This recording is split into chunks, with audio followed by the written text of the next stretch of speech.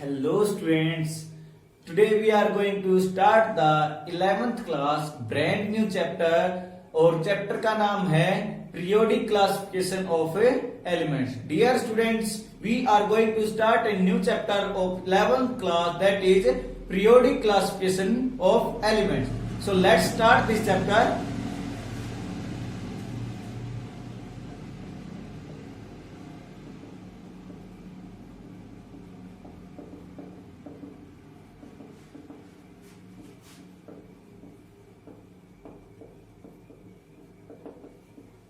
Okay, so in this chapter we will study about the periodic classification of elements. इस chapter में हम elements के periodic classification के बारे में स्टडी करेंगे स्टूडेंट। और जैसा कि हम जानते हैं कि इन 18 यानी 1800 में हमारे पास कुल नॉन एलिमेंट 31 थे, यानी 31 यानी 31 एलिमेंट हमें 1800 में पता थे जो ऑकर होते हैं। उसके बाद 1865 में हमारे एलिमेंट थी, उनकी डिस्कवरी बढ़ के 63 हो गई थी, यानी 1865 में हमारे पास नॉन एलिमेंट 63 हो गए थे।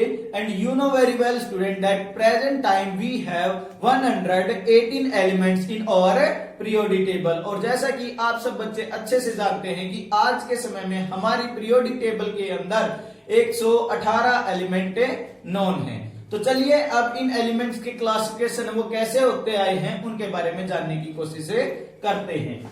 तो सबसे पहले बात करते हैं after 1808 the discovery of atomic theory.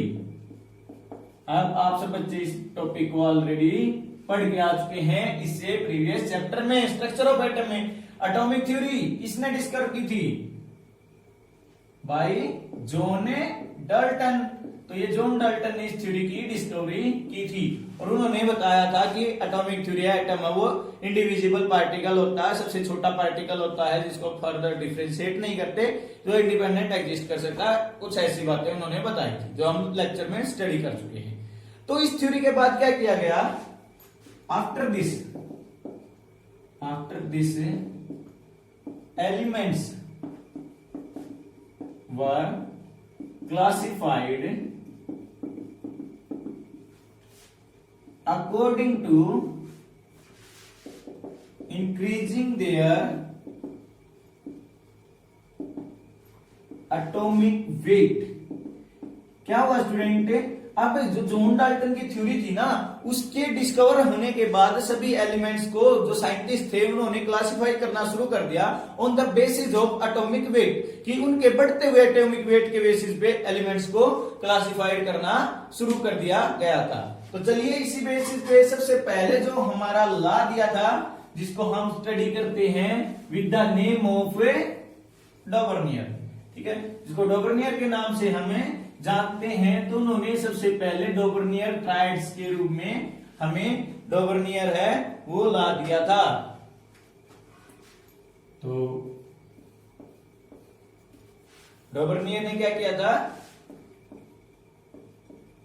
डॉवर्नियर्स triad का रूल किया था, डॉवर्नियर ट्रायड्स का रूल उन्होंने दिया था। तो डॉवर्नियर ट्रायड्स में उन्होंने क्या बताया था? पहले तो डॉवर्नियर के बारे में जानते हैं। He was a German chemist, वो जर्मनी के एक केमिस्ट थे और ही गेव द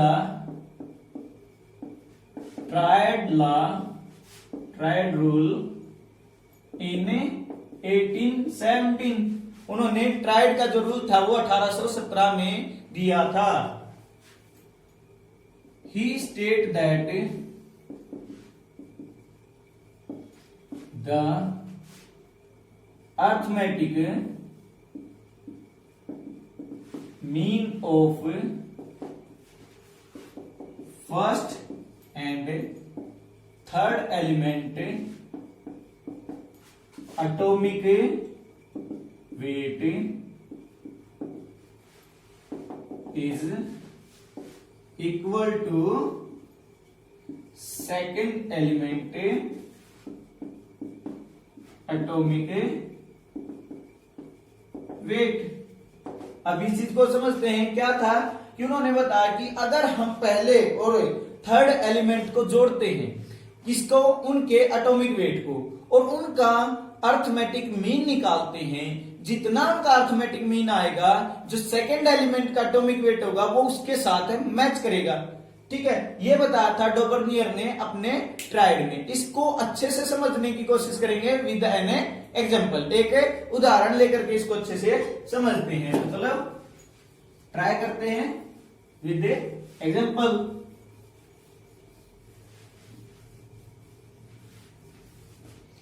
तो उन्होंने क्या किया, उन्होंने एक एलिमेंट लिया लिथियम। सभी बच्चे इसके बारे में जानते होंगे। लिथियम एटॉमिक वेट 7 होता है। ठीक है, एलिमेंट, ये एलिमेंट उन्होंने माना फर्स्ट।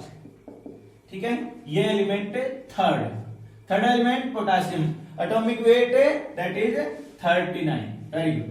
ठीक है, तो उन्होंने क्या बताया कि अगर हम इन दोनों का अर्थमेटिक मीन लेते हैं, यानी कि अगर हम इनका अर्थमेटिक मीन निकालते हैं, तो मीन निकाले इनका क्या आ जाएगा, 7 प्लस 39/2। ऐसे निकालते मीन है, यानी first value and third value, यानी सेकंड वैल्यू, ये दो ही वैल्यू है वैसे तो, दोनों वैल्यू को सम किया बाय डिवाइडेड बाय 2, तो ये हो जाता 46/2 दैट इज इक्वल टू 23। तो उन्होंने बोला कि जो अर्थमेटिक मीन फर्स्ट और थर्ड एलिमेंट का आया है वो हमारा क्या होगा, एटॉमिक वेट होगा किसका, सेकंड एलिमेंट का।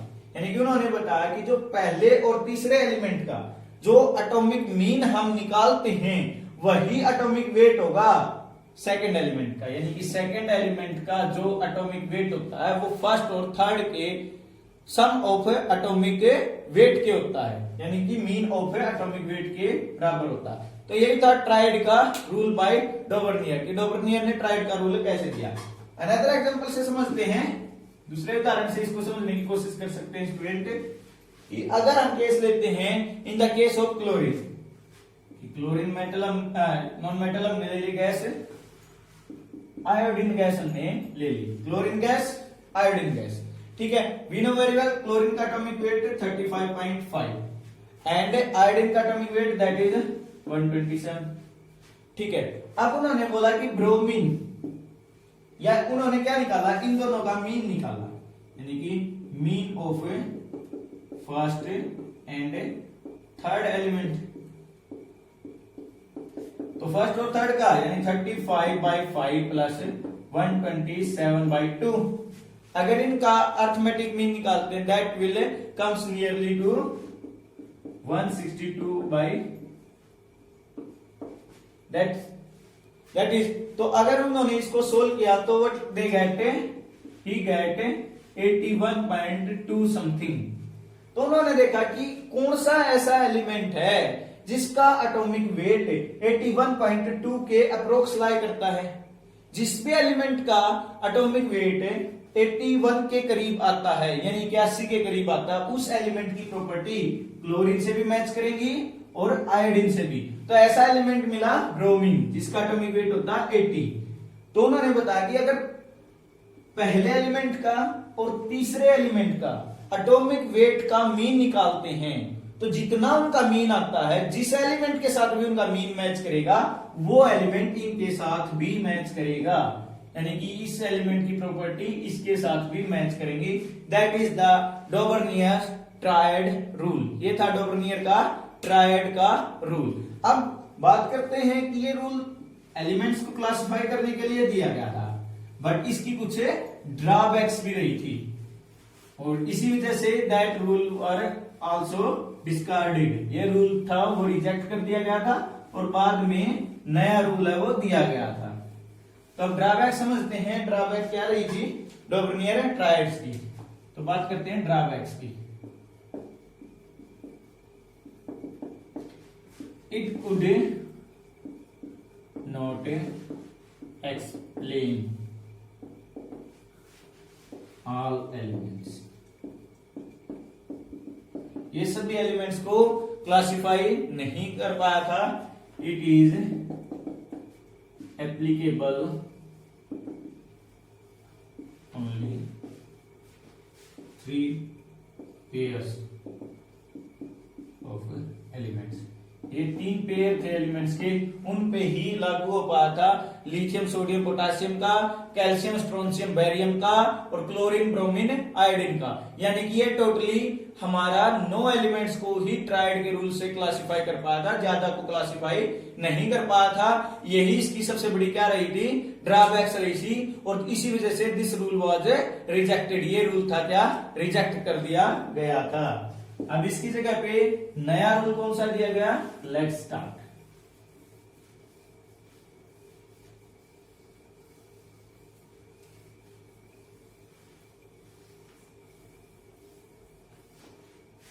ओके, डॉबरिनियर के बाद जो न्यू रूल दिया गया था that is known as a Newlands law of octaves. Newlands law of octaves दिया गया था, किसने ये लॉ दिया था, हमारा जॉन अलेक्जेंडर न्यूलैंड्स ने, which was a English chemist, जो क्या थे कि इंग्लिश केमिस्ट थे। ठीक है, उन्होंने ये ला दिया था, he gave it in 1865। ये उन्होंने कब दिया था student, it was given in 1865। 1865 में हमारा ये ला था वो दिया गया था। अकॉर्डिंग टू हिम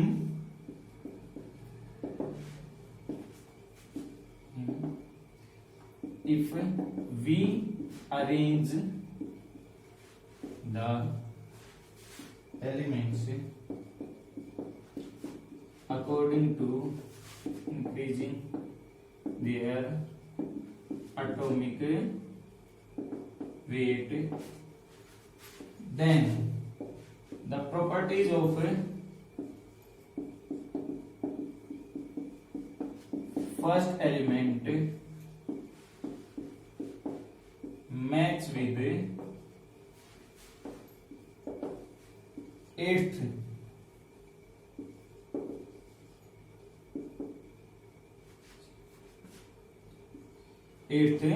element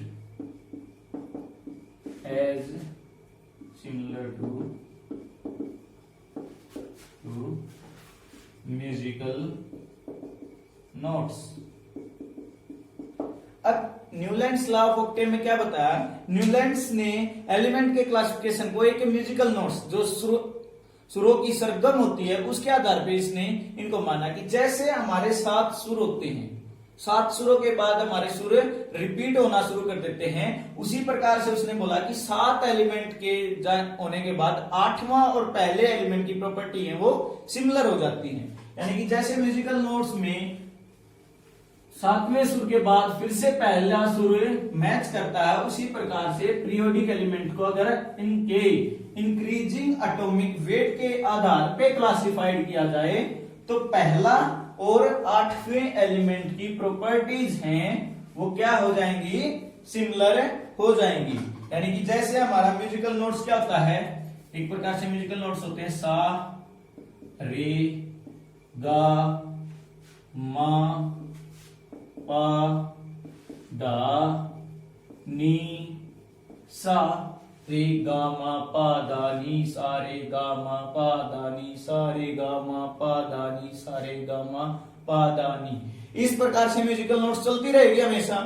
तो उन्होंने भी क्या किया कि एलिमेंट्स को अगर हम इस प्रकार से क्लासिफाइड करते हैं तो उन्होंने एलिमेंट लिया जैसे लिथियम जिसका एक एटॉमिक वेट माना उस टाइम पे, बेरिलियम 2, बोरॉन 3, ठीक है। इस प्रकार से कार्बन 4, नाइट्रोजन 5, ऑक्सीजन 6, फ्लोरीन 7, ठीक है। तो उसने एक प्रकार से एलिमेंट्स को ऐसे सीरीज में रखा 7 एलिमेंट को, ठीक है। और उन्होंने देखा कि नेक्स्ट एलिमेंट है हमारा जैसे सोडियम सोडियम एलिमेंट को उन्होंने एक प्रकार से माना 8वें नंबर पे, ठीक है। सोडियम के बाद उन्होंने क्लासिफाइड किया मैग्नीशियम, एल्यूमिनियम, ठीक है। इस प्रकार से करते करते सिलिकॉन, फास्फोरस, ठीक है, यानी कि 8, 9, 10, 11, 12 इस प्रकार से एलिमेंट को वो क्लासिफाइड करता चला गया। सल्फर एंड क्लोरीन 13 और 14। तो उन्होंने क्या बोला कि जैसे म्यूजिकल नोट्स में हमारे सुर आगे बढ़ते हैं उसी प्रकार से अगर एलिमेंट को म्यूजिकल नोट्स की तरह रखा जाता है तो पहले एलिमेंट की प्रॉपर्टी 8वें एलिमेंट की प्रॉपर्टी के साथ सेम होगी, दूसरे एलिमेंट की प्रॉपर्टी 9वें एलिमेंट की प्रॉपर्टी के साथ सेम होगी, तीसरे एलिमेंट की प्रॉपर्टी 10वें एलिमेंट की प्रॉपर्टी के साथ सेम होगी, चौथे एलिमेंट की प्रॉपर्टी 11वें एलिमेंट की प्रॉपर्टी के साथ सेम होगी, 5वें एलिमेंट की प्रॉपर्टी 12वें एलिमेंट की प्रॉपर्टी के साथ सेम होगी, छठे एलिमेंट की प्रॉपर्टी 13वें एलिमेंट की प्रॉपर्टी के साथ सेम होंगी और 7वें एलिमेंट की प्रॉपर्टी 14वें एलिमेंट की प्रॉपर्टी के साथ सेम हो जाएंगी। तो ये क्या था, न्यूलैंड्स का लॉ ऑफ ऑक्टेव, यानी कि पहले से 7 एलिमेंट तो अलग अलग कैरेक्टरिस्टिक्स दिखाते हैं, जैसे 7 होने के बाद 8वां एलिमेंट रिपीट होता है, पहले से 8वें एलिमेंट की प्रॉपर्टीज है वो मैच करेंगी। That is the Newlands law of Octave. ये हमारा क्या था, न्यूलैंड्स लॉ ऑफ ऑक्टेव था। अब इसके बारे में बात करते हैं स्टूडेंट कि इसकी भी कुछ ड्रॉबैक्स रही थी। ड्रॉबैक्स, अब ड्रॉबैक्स की बात करते थे तो it could not apply to element having atomic weight greater than to 40। It could not explain the elements properties whose atomic weight is more than 40। यानी कैल्शियम से जिसका एटॉमिक वेट ज्यादा था उनको ये अच्छे से एक्सप्लेन नहीं कर पाया था। And it could not explain noble gases properties.